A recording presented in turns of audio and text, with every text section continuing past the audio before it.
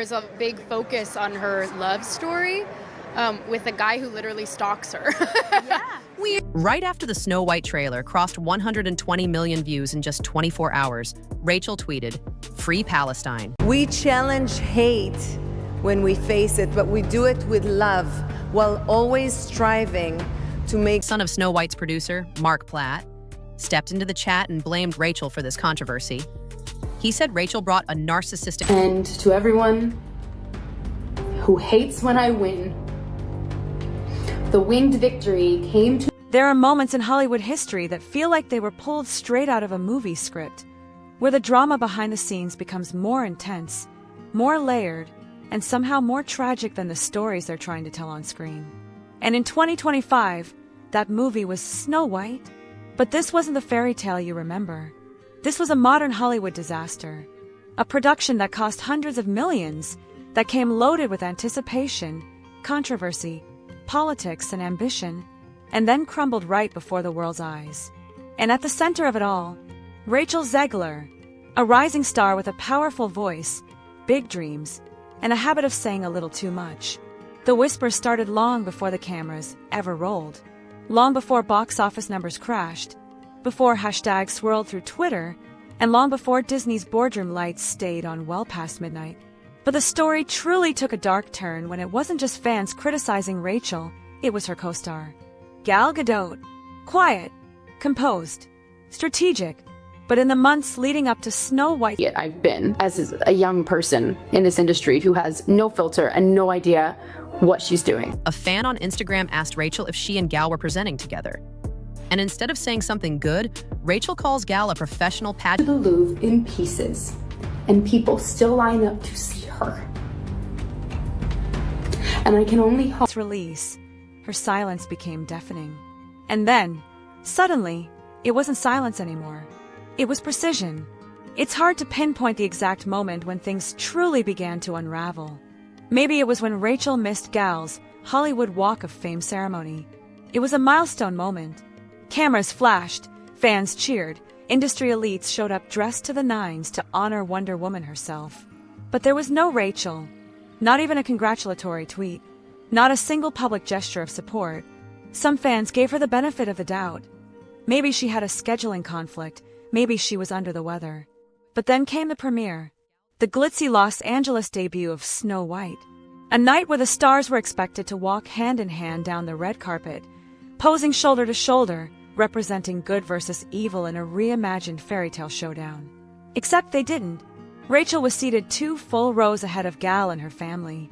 There were no selfies, no red carpet poses, no whispered laughs between takes. In every carefully framed publicity shot, Gal and Rachel seemed galaxies apart. And it wasn't just physical. The distance was emotional, palpable, and fans noticed. Fans always notice. And then came the Instagram comment. A fan asked Rachel if she and Gal were presenting together at the Oscars. A pretty harmless question. A softball.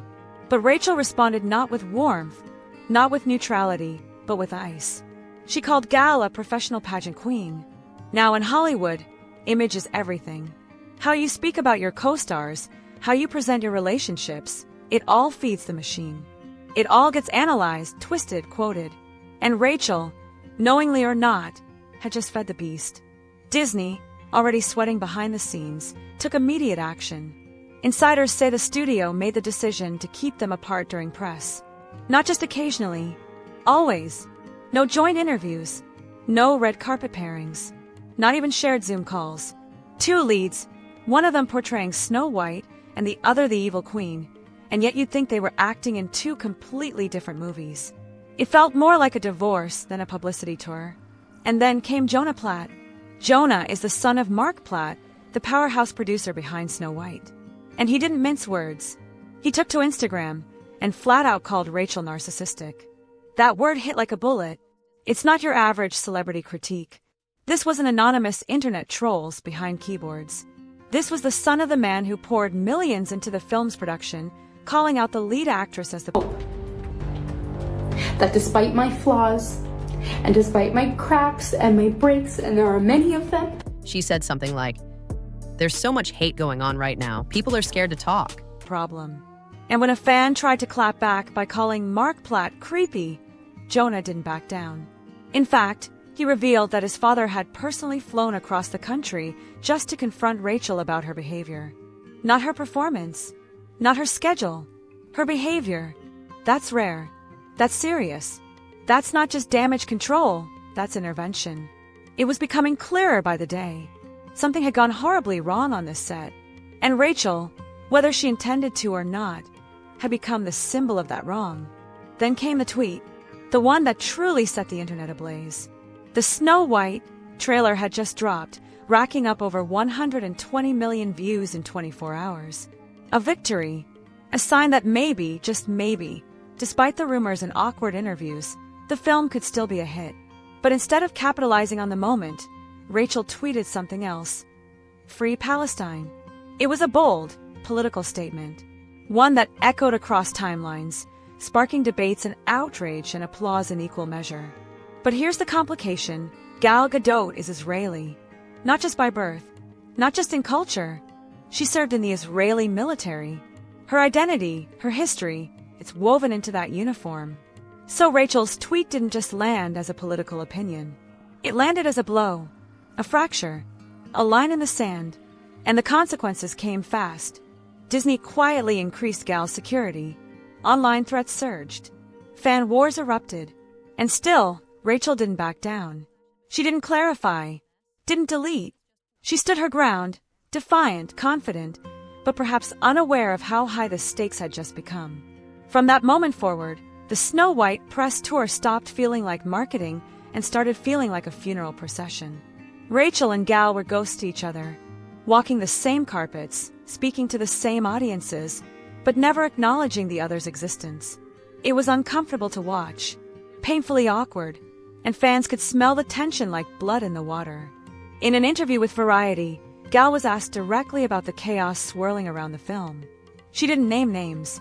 She didn't lash out. But she said this: "There's so much hate going on right now. People are scared to talk." A simple sentence, but in the context of everything, it felt razor sharp. Subtle, yes, but lethal.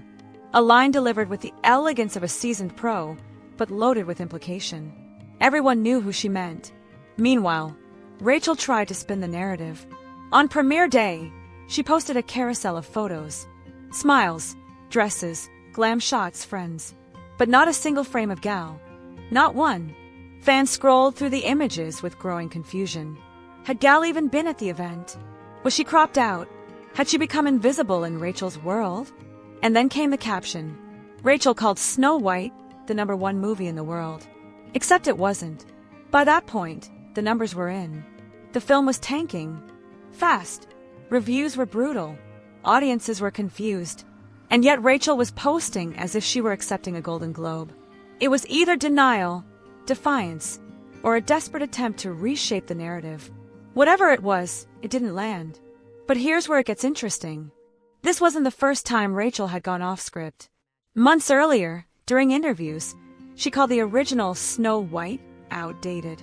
She said the prince was essentially a stalker, that the story was about a girl waiting for a man to save her, and that was not the version she wanted to be a part of.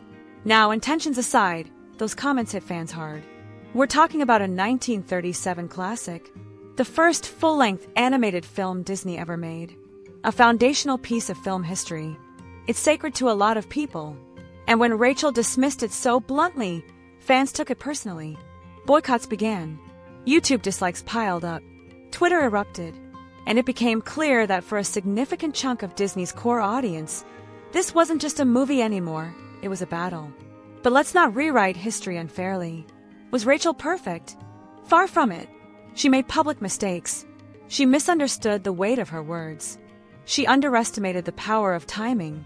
But did she single-handedly destroy a $270 million Disney movie? Let's be honest, probably not. This film had problems from the beginning. The marketing was a mess. The plot was unclear. People couldn't even figure out if it was a remake or a reboot. And let's not forget, Gal Gadot's last few films weren't exactly blockbusters either. Still, when a film bombs this hard, someone's getting blamed. And in this case, that someone was Rachel Zegler.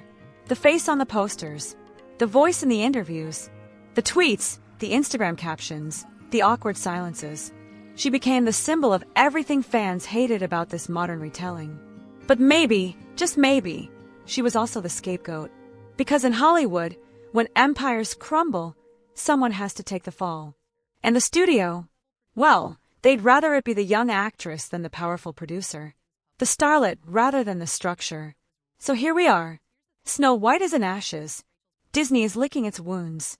And Rachel Zegler is left standing in the middle of the battlefield, praised by some, vilified by others, and probably wondering how a fairy tale became a nightmare. Now the question is, was she the villain? Or just a flawed heroine in the wrong story? And you, what do you think? Is Rachel the reason Snow White failed? Or was she just one piece in a much bigger tragedy?